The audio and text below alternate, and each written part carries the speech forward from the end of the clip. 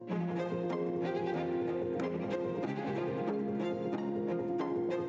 allora si è voltato improvvisamente alla gente che era lì e ha detto: la gente che cosa dice che io sia? Chi dice che io sia? E voi chi dite che io sia?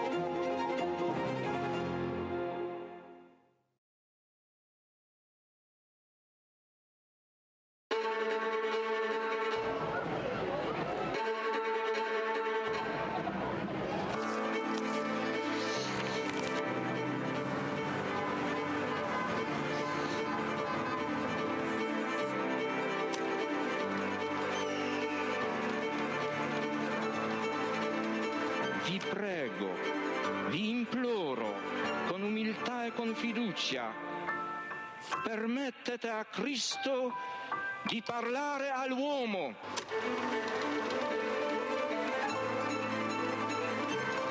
Don Gius aveva capito il problema che avevo. Se la tua vocazione è vero, il tuo lavoro verrà fuori anche dai sassi.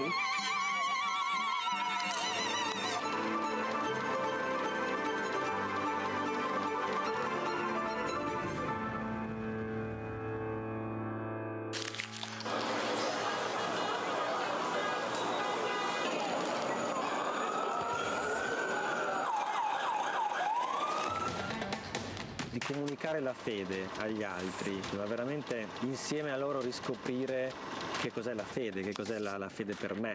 Portare Cristo agli altri, comunicarlo agli altri è l'unico modo che abbiamo per conoscerlo veramente.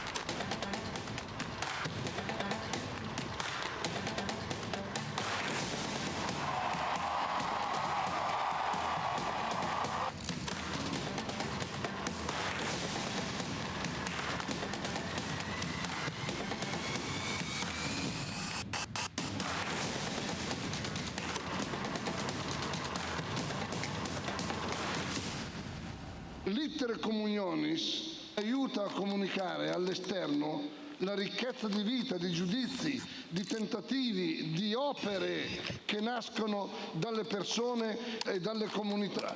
L'Iter Communionis è proprio la vita del movimento. Scrivete all'Iter Communionis le vostre esperienze, ci fate bene.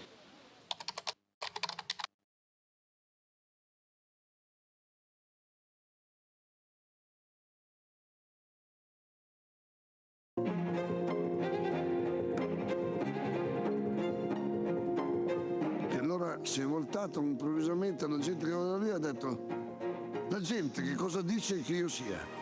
Chi dice che io sia? E voi chi dite che io sia?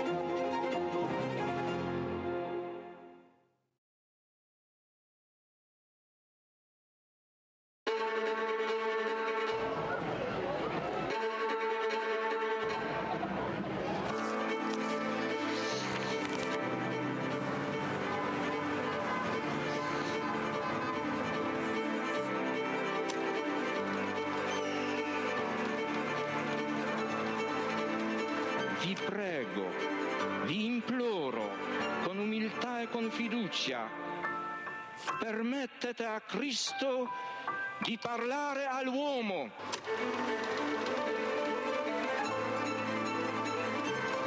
Don Gius aveva capito il problema che avevo. Se la tua vocazione è vero, il tuo lavoro verrà fuori anche dai sassi.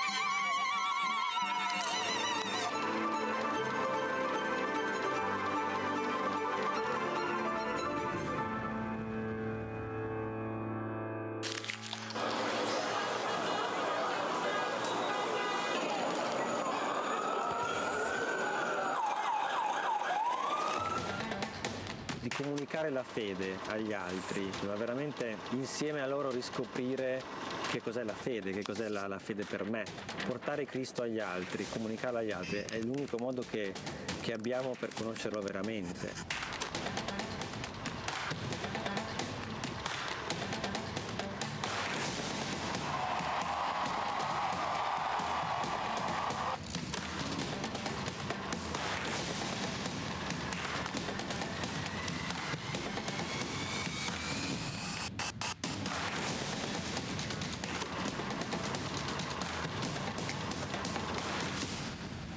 L'Iter Communionis aiuta a comunicare all'esterno la ricchezza di vita, di giudizi, di tentativi, di opere che nascono dalle persone e dalle comunità. L'Iter Communionis è proprio la vita del movimento. Scrivete all'Iter Communionis le vostre esperienze, ci fate bene.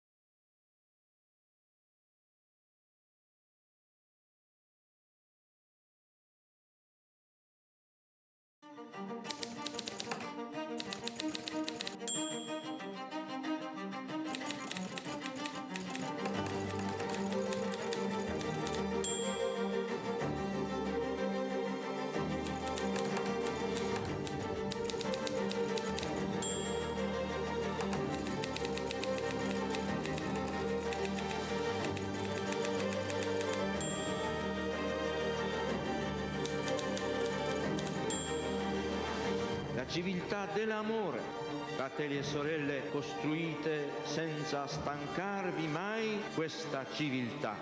Lavorate per questo, pregate per questo, soffrite per questo.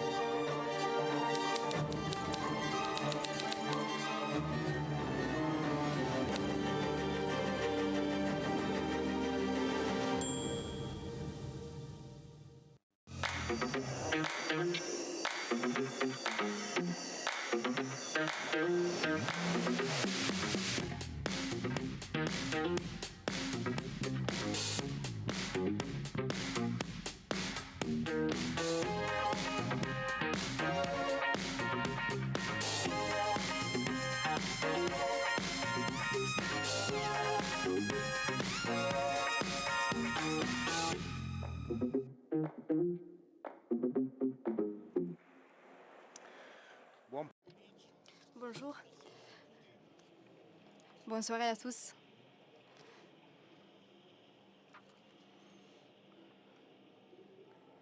Bienvenue à cette 45e édition du meeting de Rimini, qui a pour titre « Si nous ne recherchons pas l'essentiel, que cherchons-nous ?» Cette rencontre est dédiée à la figure de Don Giussani, à sa personne et en particulier à sa passion pour la littérature. Et au jour que la littérature a eu dans sa vie, dans sa pensée, dans son action éducative. La perspective du dialogue de cet après-midi n'est pas celle d'une analyse de la critique littéraire. Le désir qui nous anime est d'approfondir ce qui est essentiel dans la personnalité de Don Giussani à travers cette porte d'entrée qui est cette passion pour l'art et pour la littérature en particulier. Ceux qui ont lu quelqu'un de ces textes et de ces discours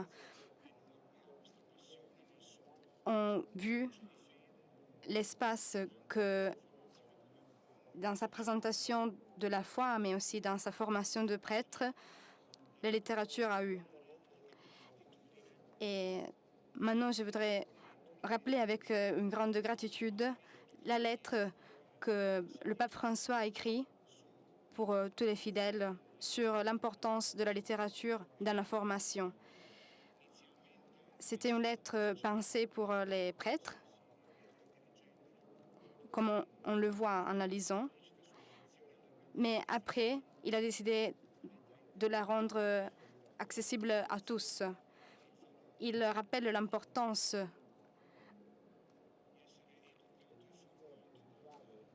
afin que tout homme soit formé à partir aussi de la littérature. Aujourd'hui, nous avons avec nous deux précieux invités. Monseigneur Camisasca,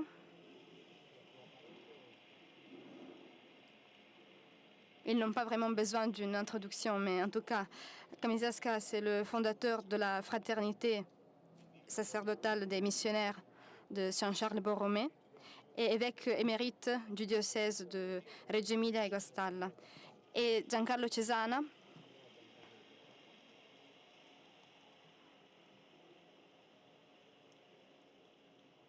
professeur honoraire d'hygiène générale et appliquée à l'université de Milan-Bicocca.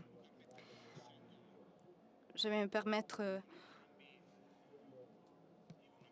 vu qu'ils sont mes amis, de vous tutoyer. Je pense que nos invités sont précieux pour deux raisons.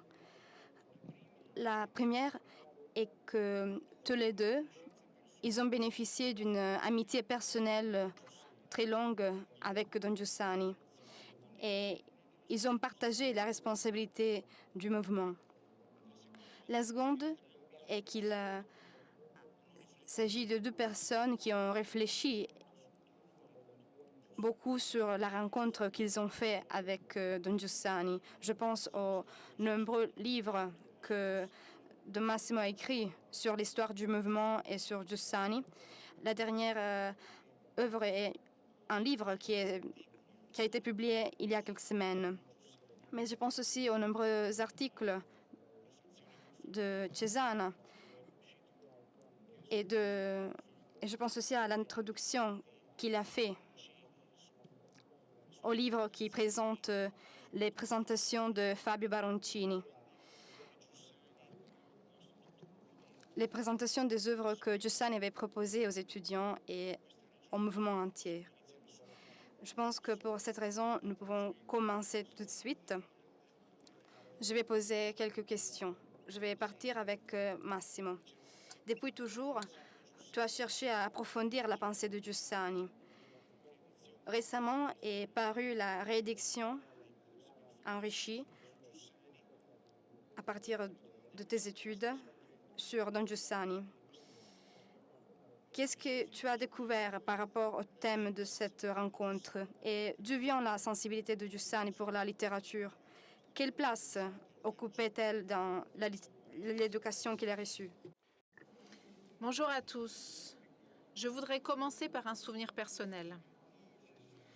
Nous sommes dans les années 62-65, j'étais au lycée et Giussani était mon professeur de religion. J'avais été très impressionnée en l'écoutant par la manière dont il recourait à des auteurs tels que Leopardi, Pascoli, Pavese, Ada Negri, Thomas Mann, Peggy, Mounier, Claudel, Miloche, etc. J'en connaissais certains et d'autres m'étaient complètement inconnus. J'étais déjà un bon lecteur de textes littéraires et poétiques. Mais ce qui m'a foudroyé, c'était la profondeur de ses choix et sa capacité à saisir des couches enfouies en l'humain que je n'aurais jamais pu trouver dans ces mêmes œuvres sans son aide. Je me demandais par exemple pourquoi est-ce qu'il choisit ces poésies-là de Pascoli. Par exemple, une poésie qui s'intitule Il Libro, le livre. Giussani la lisait en classe, il la récitait même par cœur et il se demandait ce que signifiait le mystère de la vie et comment le mystère pouvait se révéler. Ou bien pourquoi est-ce qu'il nous lisait Emmanuel Mounier, uniquement les lettres sur la douleur, pas ses œuvres politiques, mais il nous présentait ces lettres de Mounier en anticipant déjà au début des années 60 le thème de la fin de vie, qui était à cette époque-là encore un sujet peu connu par la presse laïque. Qui encore lui a fait connaître le grand dramaturge lituanais Oskar Miloš? Ces souvenirs m'introduisent tout de suite à une question. Pourquoi Giussani, dans ses années de séminaire et dans les premières décennies de son ministère, a tant lu? Qu'est-ce qu'il cherchait? Le 17 juillet dernier, le pape François a écrit une lettre sur le rôle de la littérature dans la formation. On vient de le dire, et je vais en lire un passage. Il est possible de reconnaître la présence de l'esprit dans la réalité humaine diversifiée. C'est-à-dire qu'il est possible de saisir la semence déjà enfouie de la présence de l'esprit dans les événements, dans les sensibilités, dans les désirs, dans les tensions profondes des cœurs et des contextes sociaux, culturels et spirituels, à travers la littérature. Voilà, je peux dire que Giussani a agi de cette manière. C'est-à-dire que je pense qu'il cherchait avant tout la beauté dramatique. On dirait un oxymore, mais ces deux termes doivent être tenus ensemble. La beauté dramatique de la vie. Et il l'explorait pour en découvrir le poids, le sens. Personne n'a su, comme Ratzinger, exprimer cela en parlant de Giussani. Il l'a qualifié d'homme blessé par le désir de la beauté. Et il a ajouté que la lame de la beauté le touchait jusqu'à ouvrir en lui une blessure métaphysique. C'est une phrase magnifique de Ratzinger qui unit l'ontologie et l'existence dans un même parcours. Dans la beauté, d'après Ratzinger, la nostalgie de l'infini se révèle, se fait sensible. Elle se présente voilée et à travers elle se présente le Christ avec plus d'émotion, avec plus de réalisme que dans n'importe quel traité théologique ou livre de piété. C'est pour cette raison que Giussani s'est toujours tourné avec beaucoup d'intérêt vers la question artistique, depuis qu'il était petit. D'abord à la musique, avec son père, comme on le sait, ensuite à la poésie et la littérature, introduit par ses professeurs au séminaire, mais surtout introduit par sa passion pour l'homme. Et en particulier, avant tout, pour sa passion pour l'homme Giussani, pour lui-même. Il n'a jamais entendu un vers, une mélodie, il n'a jamais vu un tableau comme un événement réservé à des hommes particulièrement cultivés, mais il a reconnu dans toute l'œuvre artistique une expression élevée de l'humain qui aide à comprendre la vie. Un chant ou bien une poésie n'était pas pour ses yeux et pour son cœur quelque chose d'autre, de différent des montagnes, de la mer, des fleurs, de tout ce qui peut toucher, réjouir, renvoyer à toute la réalité, à l'infini, avec plus de clarté et de force. Il l'a écrit lui-même. Il a écrit cette phrase magnifique. Dans la beauté, c'est à quelque chose d'autre que l'homme rend son hommage, duquel il attend, deux points. Il l'attend. Le fait artistique est ainsi devenu le cœur de sa pédagogie. Comme le sait bien ceux qui ont vécu la vie de Communion-Libération. Pourquoi? Parce que dans la beauté se cache la vérité, à laquelle nous aspirons tous de manière plus ou moins consciente. En travaillant ces 2 dernières années au livre qui vient de sortir et qui s'intitule « Introduction à Don Giussani », j'ai eu l'occasion de réfléchir sur le fait qu'il a été pour moi le maître qui m'a entré avec plus de conscience au texte poétique et littéraire. À travers celui-ci, j'ai pu mieux me connaître moi-même et connaître la valeur de ma vie. Et donc je peux dire, pour conclure ma réponse à cette première question, que Giussani, y compris à travers les auteurs qu'il m'a fait connaître, m'a ouvert sur beaucoup d'autres auteurs qu'il ne citait pas. Même s'il n'était pas tout, il m'a ouvert à la totalité. Merci. Merci, Père Massimo. Une question pour Giancarlo. Giussani parlait souvent de culture. La culture, pour lui, n'est pas une vaste érudition, mais un point de vue synthétique, surtout sur la vie et sur le monde. Qu'est-ce que sa passion pour la littérature révèle de la conception de la culture que Giussani avait? Tout d'abord, je dois dire que je me suis approchée du mouvement de façon problématique. C'est-à-dire que quand j'avais 17 ans, j'ai dit à notre curé de faire naître jeunesse étudiante dans mon village qui s'appelait Carate, et le prêtre l'a fait. Il a fait venir les membres de jeunesse étudiante. C'était le début de Communion Libération. Et pour nous, ça semblait être un mouvement un peu plus avancé parce que c'était le seul mouvement mixte qui existait à l'époque dans l'Église. Mais quand ces jeunes sont arrivés, ils se sont mis à danser de Jésus-Christ, à parler de Jésus-Christ. Et moi, mon vrai intérêt, c'était le changement social. Et je me souviens que nous avons eu une grande discussion sur la caritative. Et ça va être important pour ce que je dis après. Parce que eux, ils disaient, et on le dit encore aujourd'hui, qu'on allait faire la charité pour apprendre l'amour de Dieu. Et moi, je disais, mais les pauvres, ils s'en fichent si vous apprenez, vous, l'amour de Dieu et la justice. Mais c'est eux qui avaient raison, comme dans bien d'autres choses. Mais moi, j'ai fait un groupe contre jeunesse étudiante, catholique, bien sûr. On disait les vêpres tous les soirs, on allait à la messe.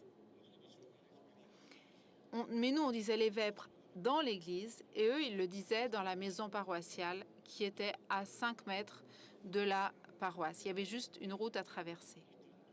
Et parfois, je passais ma tête parce que j'étais curieux de voir la personnalité de mes camarades, parce que à l'époque, jeunesse étudiante était suivie par des étudiants de l'université, et j'étais curieux de la personnalité de ces jeunes étudiants à cause du sérieux avec lequel ils cultivaient l'amitié avec les jeunes du collège. Un soir, je suis allée à une rencontre et il y avait un de ceux-là qui parlait, c'était aussi un de mes amis, qui jouait très bien au foot, très doué en sport de façon générale, mais disons qu'à l'école, je trouvais que j'étais meilleure que lui, en gros. Et il a présenté le personnage d'Ulysse chez Dante. Et je me suis demandé, mais comment ce type peut présenter Ulysse de Dante? Et il l'a présenté d'une manière telle que cela m'a beaucoup touchée. Je n'avais jamais entendu quelque chose de ce genre. Moi, j'avais étudié aussi la Divine Comédie de Dante. Il avait été mis par Dante aux enfers parce qu'il avait fait le cheval de Troie et il avait trompé les Troyens. Mais l'idée que la faute d'Ulysse soit beaucoup plus profonde et plus radicale, comme peut l'être la faute des personnes intelligentes, qui sont toujours dangereuses, comme peut être la tromperie des personnes qui sont intelligentes, c'est-à-dire qu'il avait convaincu ses amis à passer les colonnes d'Hercule, les limites de la Terre, à entrer en quelque sorte dans le mystère, à entrer dans ce qui n'appartient pas à l'homme avec un bateau trop petit, une petite embarcation avec des moyens inadaptés, c'est-à-dire l'homme qui s'est approprié les facultés de Dieu, et c'est ce qu'il fait qu'ils ont coulé et qu'ils sont tous morts. Cela, moi, je ne l'avais jamais entendu dire. J'avais lu les critiques, les grands critiques italiens sur ce passage, mais je n'avais jamais entendu dire cela, et sûrement pas de quelqu'un comme cela. Et donc là, j'ai compris qu'il y avait une autre école possible. une école en dehors de l'école, au-delà de l'école, plus profonde que l'école, un autre enseignement. Et alors j'ai commencé à le chercher. C'est là qu'a commencé mon rapprochement avec le mouvement.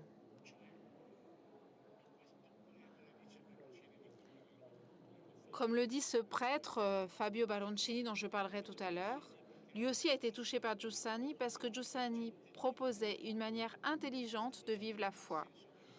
Pas intelligente dans le sens des lucubrations intellectuelles, mais comme découverte passionnée de la vérité. De la vérité qui éclaire, qui illumine la réalité et qui aide à affronter la difficulté, même quand la difficulté est imposante. Cette manière de vivre la foi, pas cette foi qui est une sorte de fable pour enfants, comme on l'entend souvent raconter. Et c'est quelque chose qui, moi, me hérisse le poil. Une intelligence vraie de la réalité. Voilà, ça a été mon introduction au mouvement. Et ensuite, je dirai quelque chose d'autre. Merci, Giancarlo. Merci.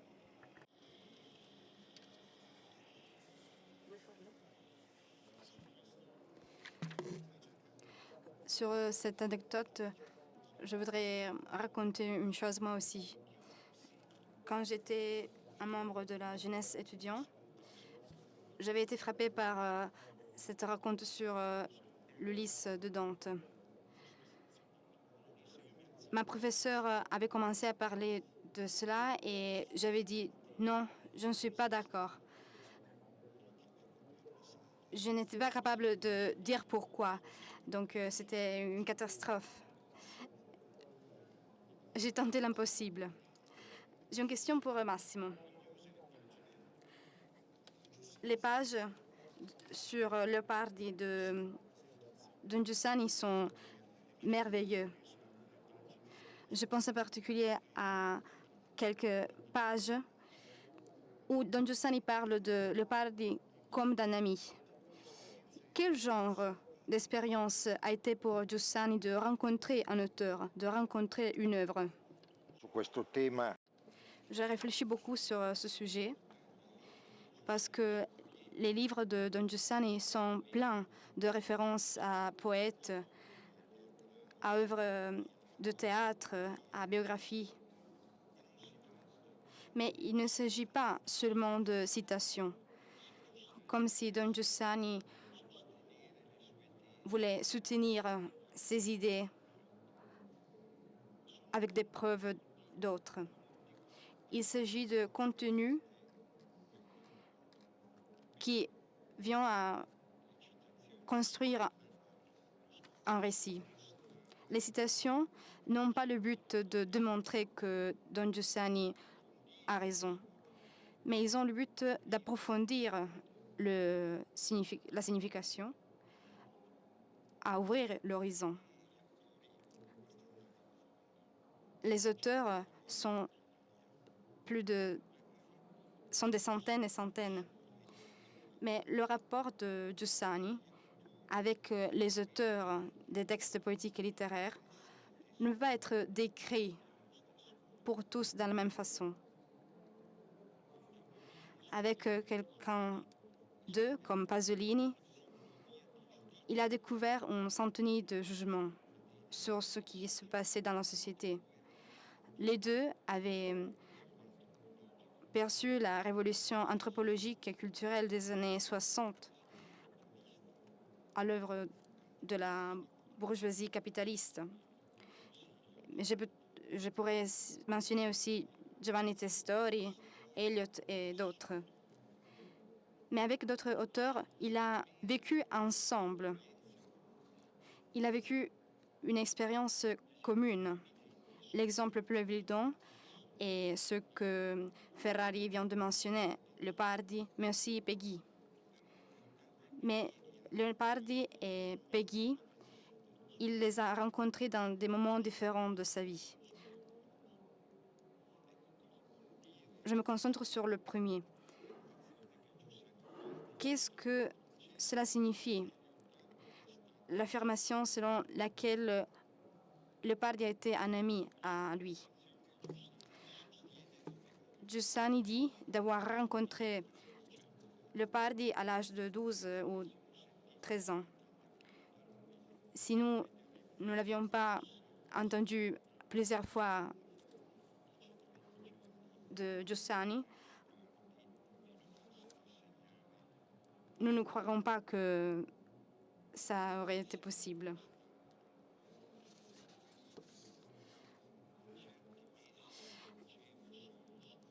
Il dit, vu que j'étais vraiment très blessée, j'ai passé beaucoup de mois à lire ses poésies. Je ne pouvais pas étudier d'autres choses.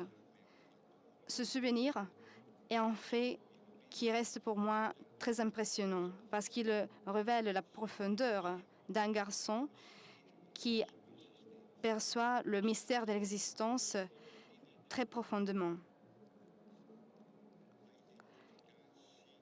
Il s'identifie avec un itinéraire poétique parmi les plus grands de notre littérature. Mais ce qui est encore plus grand est que Giussani s'est détaché de cet itinéraire. Il se serait perdu s'il avait suivi ce parcours. Il était capable de découvrir un nouveau regard. Il est resté attaché à ce poète de Recanati, comme on reste attaché aux amis qui ont été importants pour notre vie. Mais il fait des pas en avant. Dans l'hymne à sa femme, à la sua donna, Leopardi a peur que la beauté qu'il a vue dans la femme qu'il aime soit trop lointaine, soit impossible à atteindre. Giussani, par contre,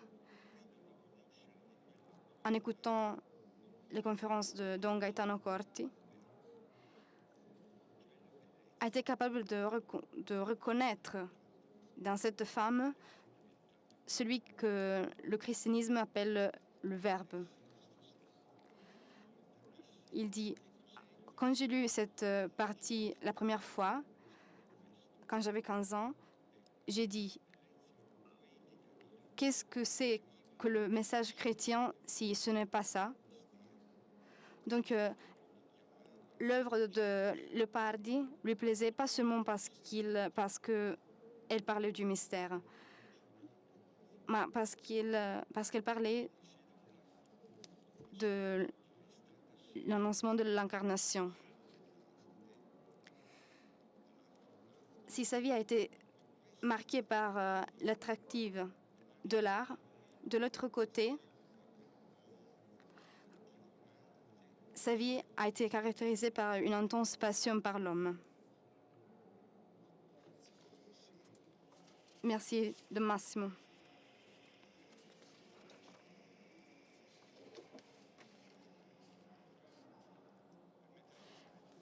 Maintenant, je voudrais poser une question à tous les deux, à partir de toi, Giancarlo. Une question plus personnelle. Quelles sont les œuvres qui t'ont frappé le plus? Quel impact a eu le fait d'entendre Giussani parler de littérature? Quelles sont les œuvres qui vous ont marqué le plus? Oui, alors, en commençant à suivre Giussani, à suivre le mouvement, j'ai découvert le génie. Non pas le génie au sens d'une maladie, au sens positif du terme. Donc le génie, ce serait un personnage un peu étrange, pas comme les autres, en gros. Mais le génie au sens où Giussani l'emploie, c'est-à-dire celui qui sait voir et indiquer ce que tous les autres cherchent mais ne savent pas voir et indiquer. Et en Giussani, en suivant Giussani, en suivant ses citations, etc., c'est ce que j'ai découvert. Le génie. Le génie dans la manière d'affronter la réalité. C'est une capacité, c'est-à-dire une capacité rare d'affronter la réalité. le jugement, de la juger. Communion Libération est devenue célèbre pour le jugement, l'intelligence du jugement. Parce que le génie, ce n'est pas seulement Einstein qui découvre la relativité. C'est aussi Eliot qui, pour définir les hommes d'aujourd'hui, dit... Pour répondre à ta question, Eliot, moi, c'est celui que je préfère. Les hommes cherchent de sortir de l'obscurité extérieure en rêvant de systèmes tellement parfaits qu'ils rendent inutile d'être bons. Et ça, c'est la mentalité d'aujourd'hui. Ou encore, quand ils décrit le drame du rapport entre l'Église et l'homme, et donc de l'homme, du rapport, l'impossibilité de découvrir la réalité. Pourquoi est-ce que les hommes devraient aimer l'Église ?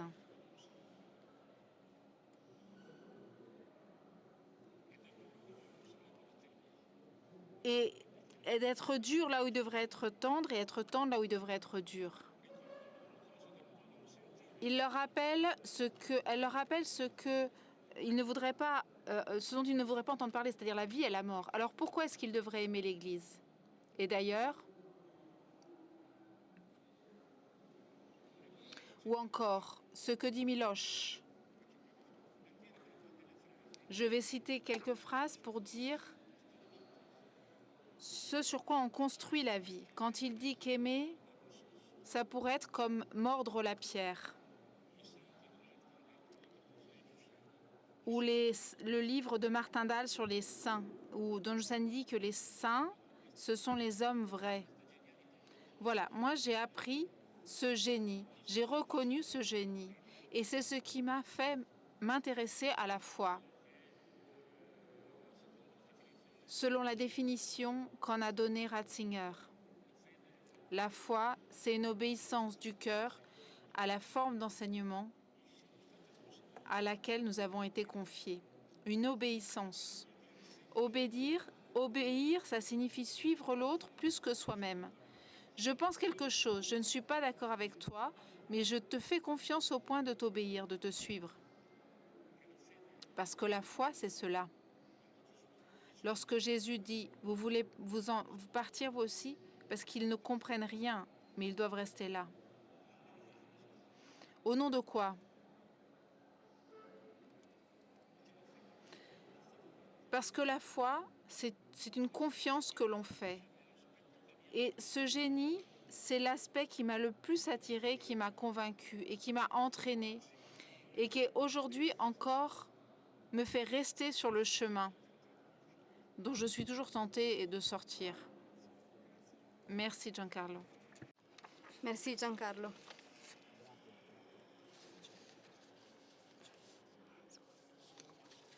De Massimo, je pose la même question à toi aussi.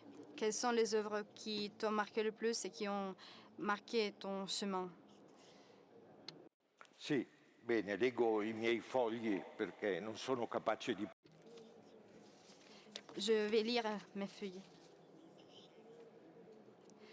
Comme je l'ai dit, Don Giussani m'a introduit à beaucoup d'auteurs et de textes, pas seulement de littérature, mais aussi d'histoire et de théologie, des œuvres que je n'avais jamais rencontrées.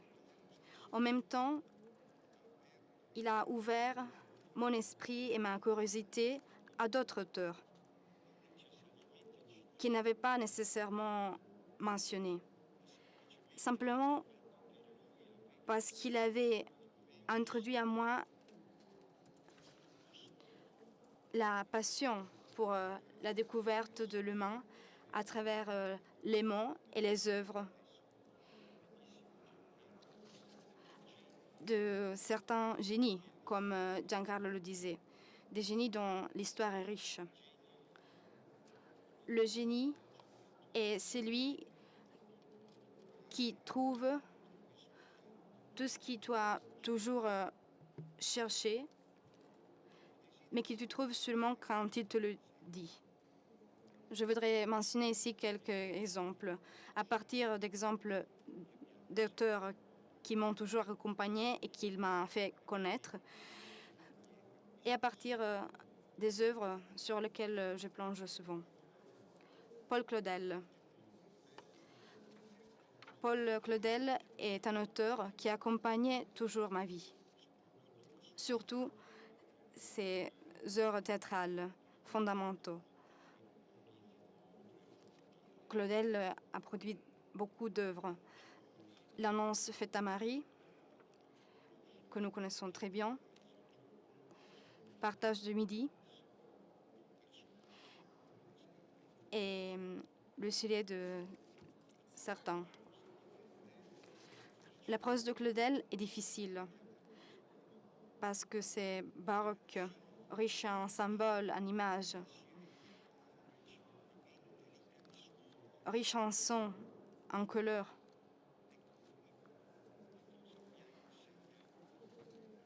Qu'est-ce que l'annonce faite à Marie m'a enseigné? Dans le livre de Baroncini, il y a une lecture de l'annonce faite à Marie. J'ai entendu Don Giussani le présenter beaucoup de fois. Je dirais que dans l'annonce faite à Marie, en général dans le théâtre de Claudel, j'ai trouvé une phénoménologie de l'amour. Une phénoménologie spirituelle et charnelle. Claudel nous fait découvrir que tout amour, pas seulement l'amour passionnel, mais aussi l'amour transgressif, porte en soi un appel à l'éternité et à la virginité. Tout ça se révèle quand un homme et une femme se laissent conduire à ce sacrifice de soi qui rend éternel chaque mouvement du cœur. Pendant les années du lycée, Don Giussani m'a fait lire des textes de deux théologues qui je n'ai jamais quittés. Henri Dubac et Jean Danielou. Il me les a mis entre les mains parce que Don Giussani conseillait des livres, mais laissait des livres à lire à ceux qui le rencontraient. Comme nous le savons à partir du livre de Savorana. De Lubac a été un grand théologue du siècle passé qui a invité toute l'Église à la découverte des pères. Ces œuvres nous permettent de découvrir une nouvelle fois le trésor de la sagesse chrétienne qui a constitué des milliers d'histoires. Je me rappelle que pendant le lycée, Don Giussani m'avait fait lire le catholicisme et un autre livre de Danielou.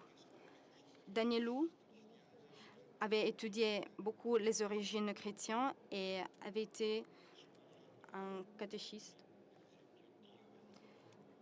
Ces livres comme Dieu et nous, qui a influencé l'écriture du sens religieux, encore aujourd'hui, seraient indispensables pour la croissance de la maturité d'un homme et d'une femme qui veulent approfondir les raisons de leur foi.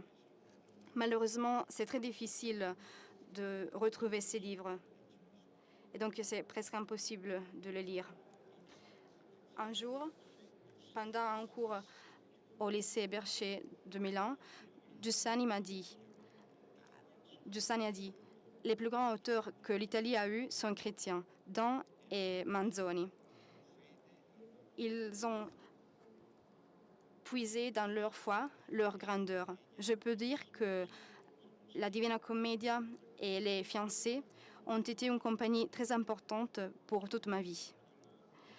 À leur côté, je remercie Dieu parce qu'il nous a donné Dostoïevski. Des poètes italiens, Don Giussani mentionnait Pascoli, et après il nous a fait lire Montale, mais à l'époque Rebora. par exemple le peuplier.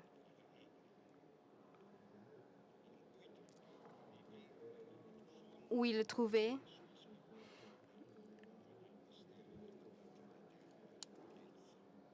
et des œuvres d'Ada Negri, où il trouvait des traces profondes de la découverte de l'homme et du mystère de la vie.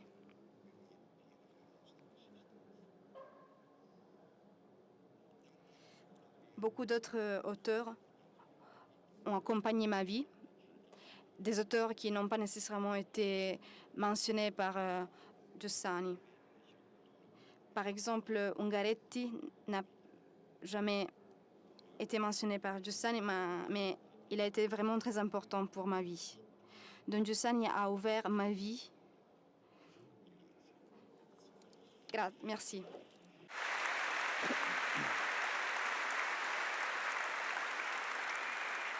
Grazie Don Massimo. Giancarlo. Merci. Giancarlo. Un livre du père Fabio Baroncini vient de sortir, un livre qui rassemble ses rencontres sur les grandes œuvres proposées par Giussani. Vous êtes occupé de la préfaction de ce livre. Une question est née à moi. Une question très urgente si je pense à la personne de Don Giussani. Comment est-ce qu'on peut ne pas être simplement des répétiteurs, mais de véritables disciples qui ne se limitent pas à proposer les mêmes œuvres, mais qui revivent sa passion? Oui, alors, la personne qui a édité ce livre, c'est une personne de l'association Don Fabio Baroncini qui a été fondée après la mort de ce prêtre. Parce que nous valorisons beaucoup les femmes en suivant Baroncini, qui était un misogyne notoire. Baroncini,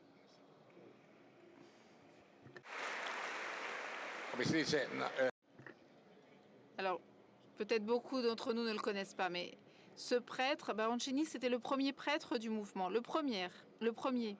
C'est la première personne du mouvement de Communion et Libération qui est devenue prêtre. Et une fois où on prenait le petit déjeuner avec Jean-Paul II, Giussani était présent aussi, le pape, à un moment donné, a dit de but en blanc, qui était le premier prêtre du mouvement? Et Giussani a dit, le père Fabio Baroncini. Et le pape a dit, mais qui est Baroncini? Mais évidemment, il ne s'attendait pas de réponse, parce que Baroncini disait ne pas répéter. En latin, répéter, ça veut dire ripeto, je demande à nouveau. Donc, suivre, c'est demander à nouveau. S'il y a une demande dedans, ce n'est pas une répétition idiote, lourde, mais c'est une répétition qui est une demande. Et Baroncini, c'est exactement ça. Parce qu'il reproposait les textes de Don Giussani, ceux sur lesquels Giussani avait fondé son génie, y compris son génie éducatif. Et il le reproposait comme demande qu'il avait avant tout lui-même et qu'il faisait naître chez ceux qui l'écoutaient et qu'il développait. Parce qu'il travaillait beaucoup sur ces textes, il a lu énormément pour préparer ses rencontres. Et ça, c'est écrit dans ce livre qui est paru en italien. Des choses dont je ne savais même pas qu'elles existaient. Mais c'était des lectures qui l'aidaient à développer ce travail qu'il a fait réellement de façon systématique. Et il n'y en a pas beaucoup qui ont fait ce travail. Et il l'a fait pendant des années, en apportant au mouvement des milliers de personnes, des milliers de jeunes du lycée et de l'université. Et il y a eu des années où les jeunes qui arrivaient à l'université à Milan venaient de Varese, de la Briance, une région d'Italie, et du Père Pontigia, pour citer un autre prêtre. Parce que la force du mouvement, c'était certainement Giussani en tant que fondateur, mais ensuite ceux qui l'ont suivi. Ou encore Don Massimo, qui est ici parmi nous. Ce n'est pas né seulement d'une personne, mais d'une communion, d'un lien entre des personnes. Et les lectures de Fabio, elles avaient ce but pour introduire sur cette culture, et dont Massimo a très bien fait comprendre comment ça s'est passé, sur laquelle la sensibilité et le sentiment, le sens de la vie de Giussani se plantaient et se transmettaient à nous. Et d'ailleurs, la lecture se terminait toujours dans une fréquentation avec Giussani aussi, parce que quand il avait lu ses textes, on en parlait, on s'interrogeait, on se confrontait, on en discutait, on disait qu'on n'était pas d'accord. Et c'était le cas aussi avec le père Fabio. Et pendant des années, le père Fabio a été le point de référence de beaucoup de personnes qui avaient des difficultés, des problèmes. Et d'ailleurs, on sent beaucoup son absence depuis qu'il est mort. Quelqu'un qui suivait, il a suivi Giussani et il a mis à disposition sa vie et sa fonction de curé pour cela. En montrant aussi une grande ouverture vis-à-vis de tous, parce qu'il nous aidait pas seulement ceux du mouvement, il aidait tout le monde, toujours. Il a toujours fait un pas en arrière en suivant. Et d'ailleurs, sa devise, en gros, il disait deux choses. D'abord, qu'on est ici de façon provisoire. Et le deuxième, devant les mulets, derrière les canons et loin des supérieurs. Et c'était sa manière de vivre l'autorité, en suivant, en servant et en suivant. Et nous lui sommes très reconnaissants de cela. Merci.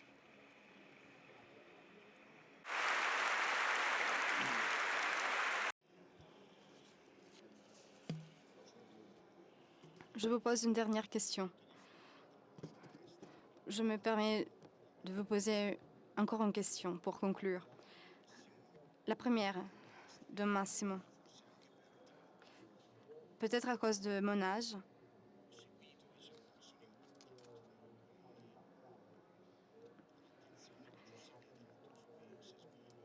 j'ai été frappée par l'attention que Don Giussani a posée à la Vierge Marie, soutenue par les propos de Dante, en particulier dans le paradis de Dante. Ma question est la suivante. Comment la littérature a accompagné la phase finale de la vie de Don Giussani, dans laquelle l'attention de Giussani était vers la Vierge Marie? Comment la littérature a aidé Don Giussani en ça? Par exemple, dans l'hymne à la Vierge de Dante. Je pense que dans les dernières années de Don Giussani, ses interventions, qui étaient fragmentées, n'ont pas encore été suffisamment méditées. Et c'est naturel que cela soit ainsi, parce qu'il s'est écoulé trop peu de temps, et pour entrer dans ses discours, avec ses paroles, dans cette dimension mystique de Giussani, il faut être mystique. Et ce n'est pas un hasard qu'il ait choisi Saint Bernard. Je ne crois pas qu'il l'ait choisi. Je pense qu'il a été choisi par Saint Bernard. C'est-à-dire qu'il a trouvé une telle consonance d'expérience, plus que de paroles, avec l'expérience finale d'un poète qui s'en remet à un mystique pour accomplir les dernières étapes de sa vie. C'est ce qu'écrit Dante à la fin de la Divine Comédie, quand il écrit la prière de Saint Bernard. Et Giussani a eu, comme Dante, Virgile comme compagnon de route. Ça a été un homme de la raison. Il a eu comme compagnon de route Béatrice, la muse de Dante. Et il a eu comme compagnon de route, à la fin, Saint Bernard. C'est-à-dire que c'est un homme qui s'est laissé plonger dans quelque chose d'indicible, jusqu'en profondeur, Vous vous rappelez tous, il disait il faut éliminer du dictionnaire le mot miséricorde parce que ce n'est pas un mot qui décrit quelque chose que les hommes peuvent décrire. C'est quelque chose qui vient d'au-delà, qui est indicible. Donc, je pense, dans le dernier chapitre de mon livre, je le consacre à Marie. Et je me suis amusée, mais surtout émerveillée en recueillant tous ces passages, ces fragments qui sont des sortes de lueurs, d'éclairs dans la nuit. Ce ne sont pas des définitions. Lorsque Giussani dit « En Marie est comprise toute l'humanité est recueillie, rassemblée en Marie », il a des expressions sur Marie qui sont vraiment celles que peuvent avoir les grands hommes qui, dans l'histoire, se sont plongés sur le seuil du mystère. Et donc, je pense que sa vie pourrait aussi être vue comme ce parcours dantesque entre Virgile, Béatrice et Saint Bernard. Mais ça m'est venu à l'esprit maintenant, comme tu me l'as demandé. Merci, c'est beau.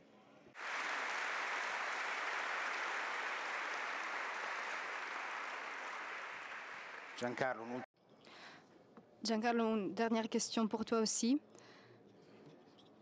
À partir de ce qui émergeait cet après-midi, c'est très passionnant de voir l'ouverture envers beaucoup d'autres auteurs. Vous avez mentionné la découverte de l'intelligence de la foi. Ma question est, est-ce que tu peux approfondir cette question? Parce que moi aussi, je désire cette ouverture. Qu'est-ce que c'est donc l'intelligence de la foi pour Don Giussani?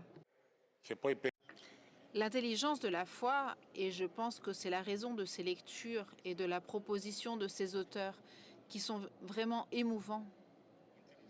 L'intelligence de la foi, c'est une compréhension profonde de la réalité qui ne dérive pas tellement d'une élaboration intellectuelle des choses. C'est aussi le cas, mais disons que c'est plus secondaire. Elle dérive surtout d'un attachement, d'une énergie affective, de l'engagement de l'énergie affective personnelle avec la réalité et les personnes. L'intelligence, elle dérive de cela, elle est affective. Sans affection, il n'y a pas d'intelligence. C'est quelque chose de froid, qui n'approfondit pas vraiment les choses. Tandis que la vraie intelligence, elle coupe, elle blesse ceux qui la vivent et ceux qui l'écoutent. Et de ce point de vue, Giussani nous a beaucoup appris.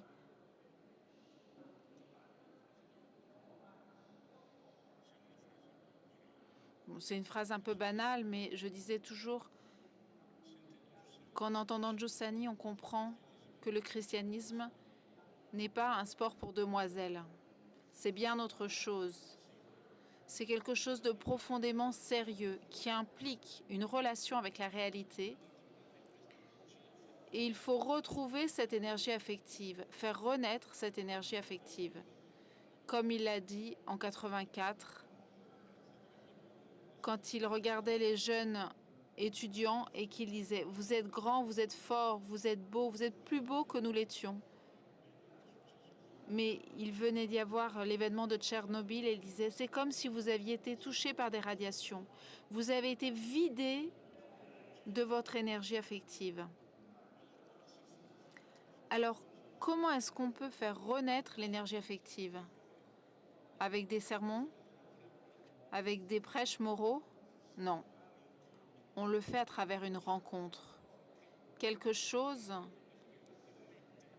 qui met en mouvement toute la personnalité. L'intelligence, mais aussi l'émotivité, l'affection. Voilà. Qu'il y ait cette rencontre. il faut prier la Sainte Vierge qu'elle nous permette de voir toujours cette possibilité pour ne pas nous perdre. Parce que ceux qui réalisent une expérience comme la nôtre, ça provoque l'enthousiasme. Enthousiasme, ça veut dire Dieu en l'homme. Voilà, ça c'est l'intelligence.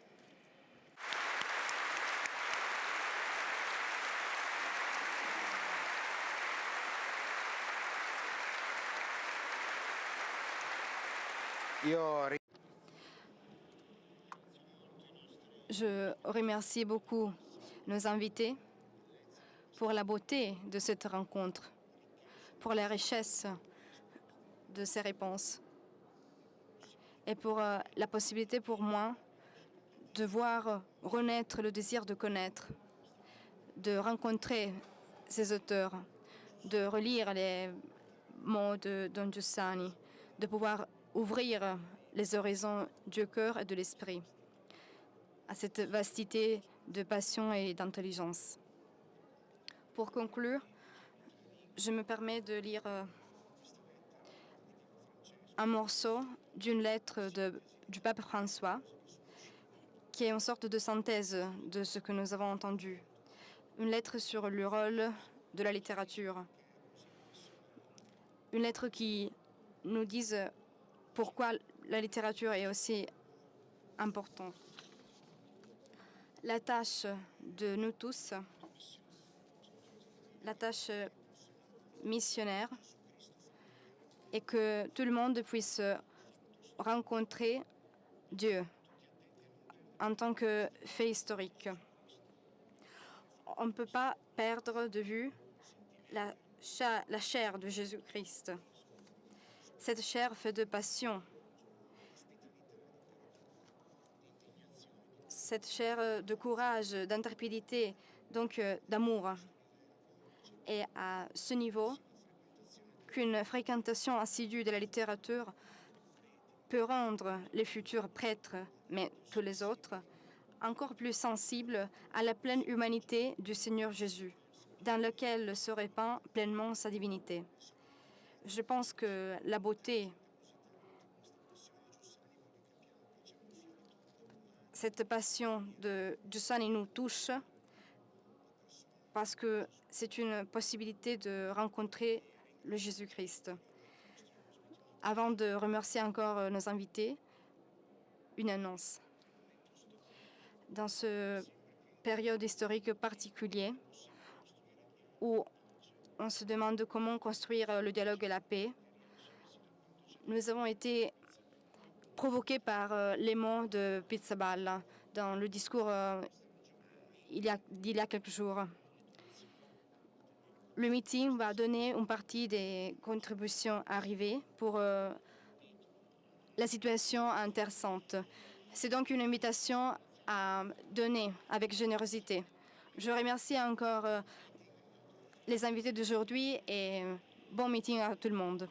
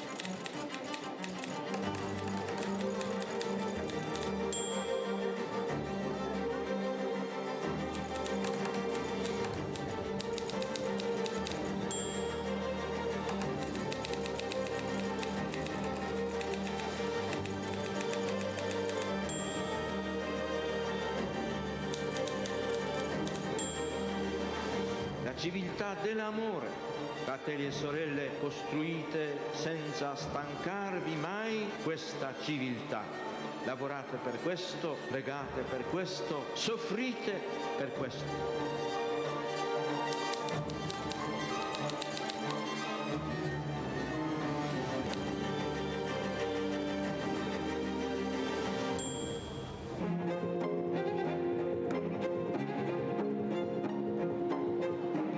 si è voltato improvvisamente alla gente che era lì e ha detto: la gente che cosa dice che io sia? Chi dice che io sia? E voi chi dite che io sia?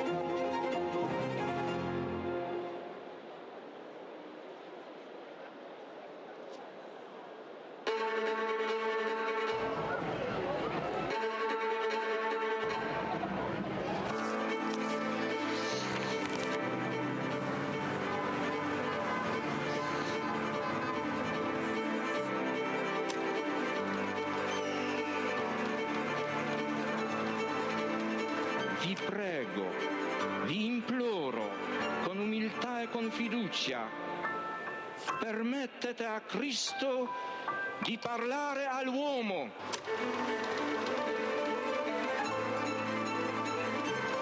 Don Gius aveva capito il problema che avevo. Se la tua vocazione è vero, il tuo lavoro verrà fuori anche dai sassi.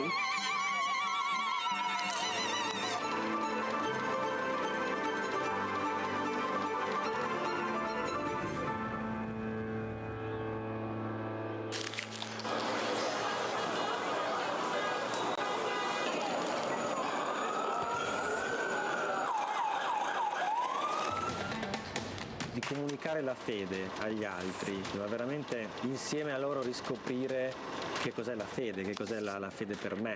Portare Cristo agli altri, comunicarlo agli altri è l'unico modo che abbiamo per conoscerlo veramente.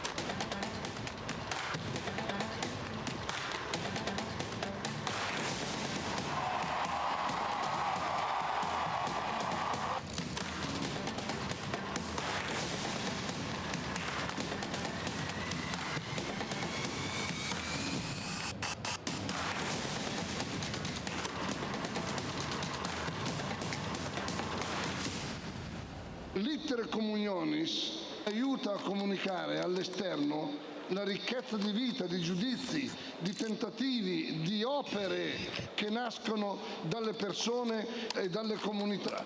L'iter communionis è proprio la vita del movimento. Scrivete all'iter communionis le vostre esperienze, ci fate bene.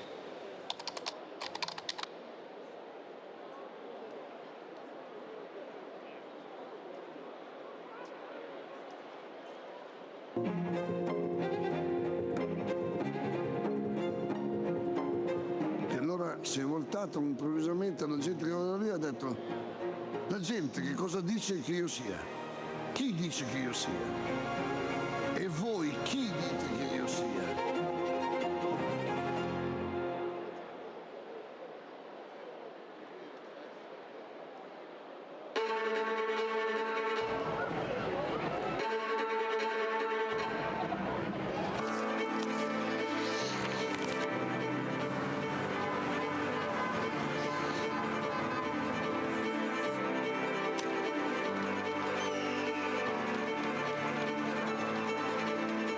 Vi prego, vi imploro, con umiltà e con fiducia, permettete a Cristo di parlare all'uomo.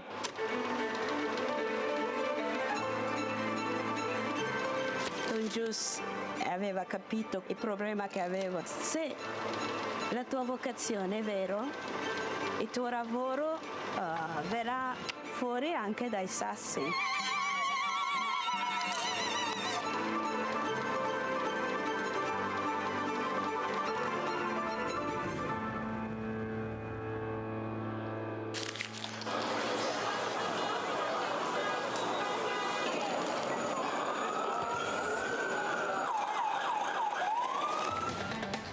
Di comunicare la fede agli altri, ma veramente insieme a loro riscoprire che cos'è la fede, che cos'è la fede per me.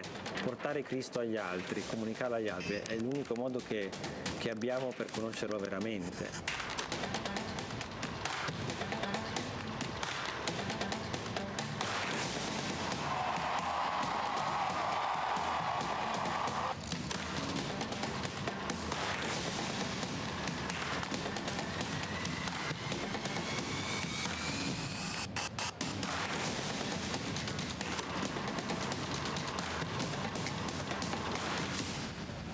L'Itere Communionis aiuta a comunicare all'esterno la ricchezza di vita, di giudizi, di tentativi, di opere che nascono dalle persone e dalle comunità. L'Itere Communionis è proprio la vita del movimento. Scrivete all'Itere Communionis le vostre esperienze, ci fate bene,